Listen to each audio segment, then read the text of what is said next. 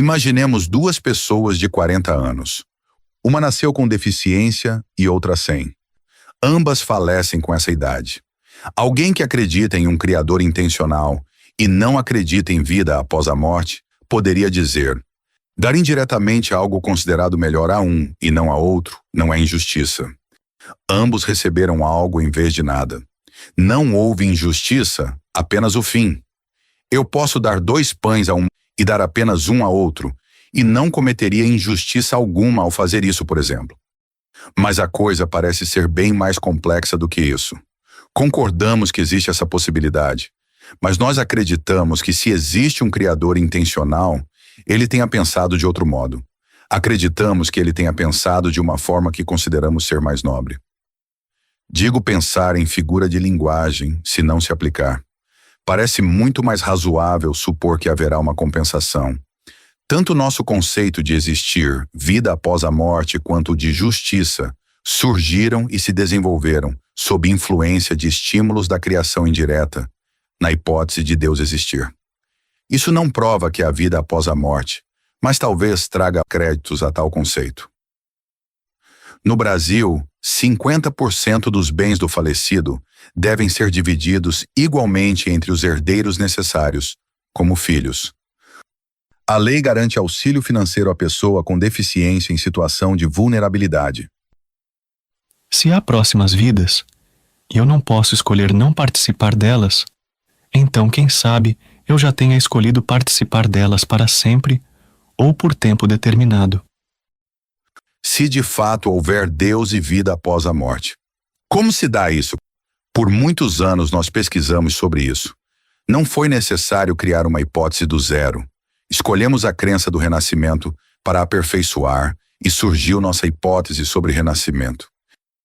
Levantaremos algumas perguntas relativas a uma crença religiosa sobre vida após a morte. Se existe Deus, ele precisaria testar alguém para saber quem merece ir para o paraíso eterno. Se algum livro transmite tal ideia, é porque se pensava daquele modo na época. O paraíso seria na Terra antes de o imutável mudar de ideia? Se ninguém tivesse falecido, quando começasse a haver superpopulação, ele iria começar a levar pessoas em carruagem de fogo ou arrebatar para um lugar físico que ficava acima da abóboda? Uma crença não estar em coerência com nossa lógica não significa que não seja verdadeira. Mas a doutrina do paraíso, relacionada a essas questões, não receberá nossa atenção no sentido que estamos apresentando. Não alongaremos aqui a reflexão que já alongamos em outro momento.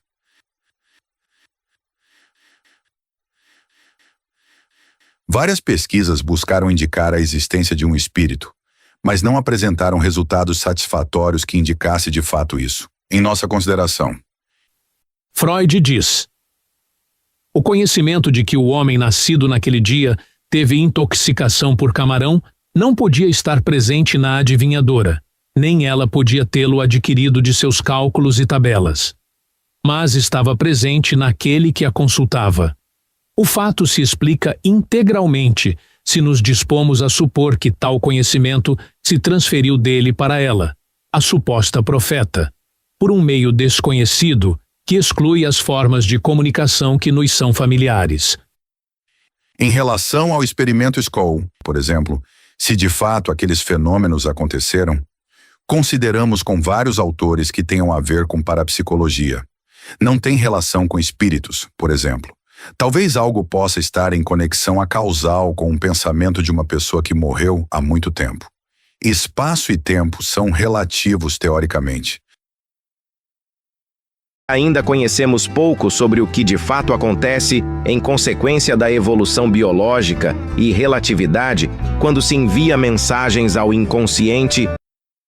Nós enxergamos por causa dos olhos, temos ciência de alguma coisa por causa do cérebro.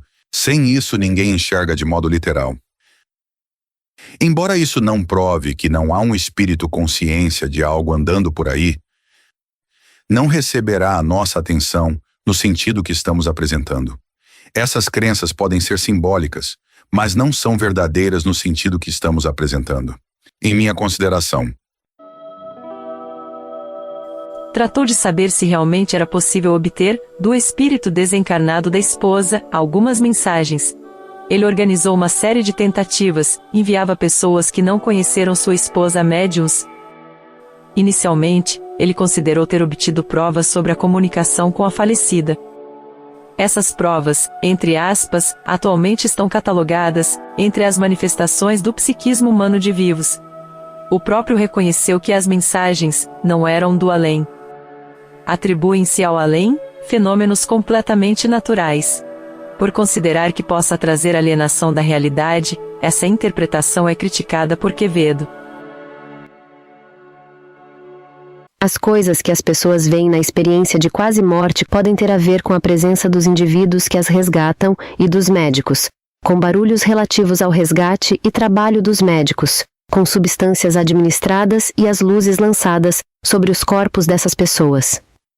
A realidade contrasta com qualquer conceito que diz que não poderiam sonhar naquele estado. Se alguém escuta um barulho quando está dormindo, isso pode virar em um sonho um grito de um demônio, uma música bonita, ou a voz de uma divindade. Na obra A Interpretação dos Sonhos, Freud diz: os estímulos sensoriais que chegam até nós durante o sono podem muito bem se tornar fontes de sonhos. Ele cita experimentos concernentes. Mais exemplos. Se uma parte do corpo ficar descoberta enquanto dorme, a pessoa pode sonhar que está nua no Polo Norte. O estímulo referente à presença de alguém acordado pode virar em um sonho a presença de Deus, demônio, etc. A garota passou a conseguir discutir com professores universitários sobre qualquer assunto. Investigações sucessivas de especialistas de vários países explicaram que se tratava de um caso de manifestação de hiperestesia indireta de pensamento, pela qual nosso inconsciente capta e às vezes pode manifestar casos especiais ou pessoas especiais, o que as pessoas presentes conhecem, incluindo conhecimentos inconscientes.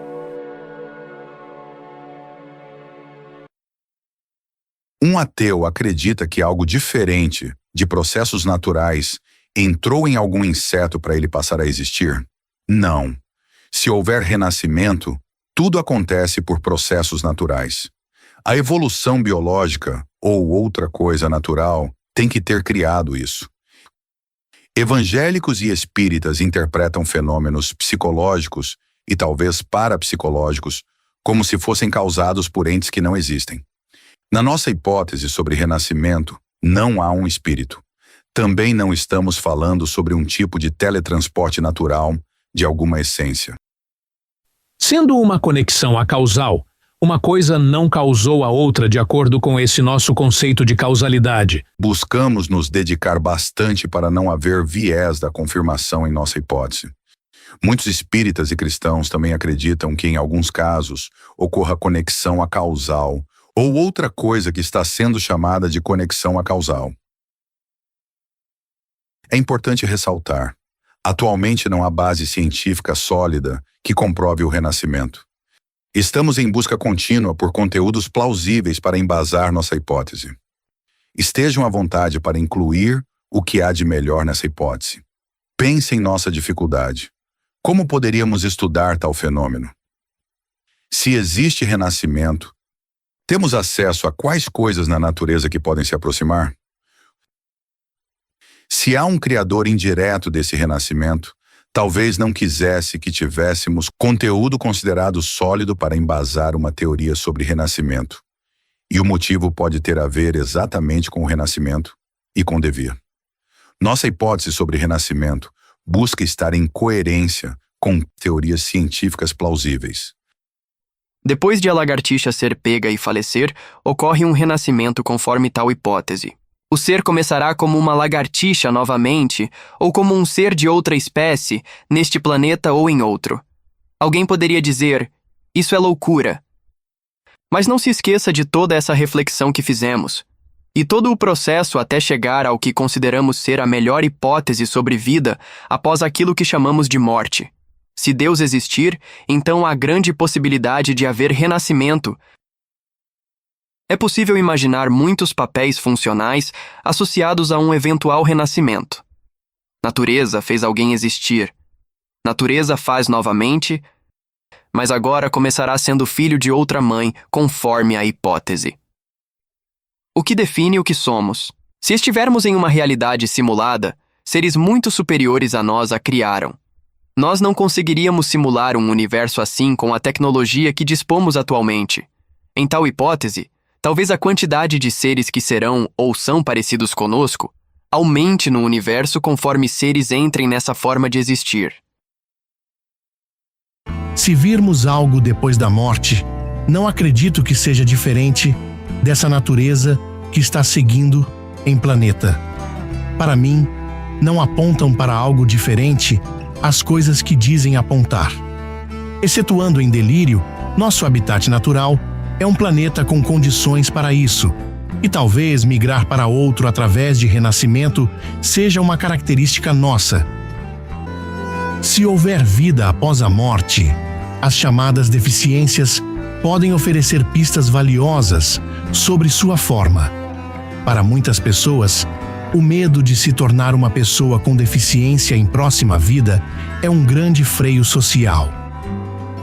As pessoas que dizem que alguém com deficiência vai ser recompensado por isso no paraíso eterno, acreditam que lá essa recompensa acontecerá até quando? Parece-me ruim o pensamento de destituir alguém de algo em um paraíso eterno para que haja uma igualdade. A ideia de dar algo para os demais, depois de um tempo para igualar, me parece melhor, mas, dentro de uma hipótese de haver um ser que criou todas essas coisas com uma justiça e vida após a morte, o renascimento me parece muito mais provável. Dentro de tal hipótese, faz-me muito mais sentido que seja proporcional o que chamamos de recompensa após a morte para pessoas que tinham uma deficiência, levando coisas não inefáveis e que me parecem muito mais prováveis em consideração. Alguém pode dizer que poder desenvolver nesta vida um tipo do que chama de maturidade é a recompensa diferente que alguém com deficiência terá. Mas tal pessoa não quer ter uma deficiência.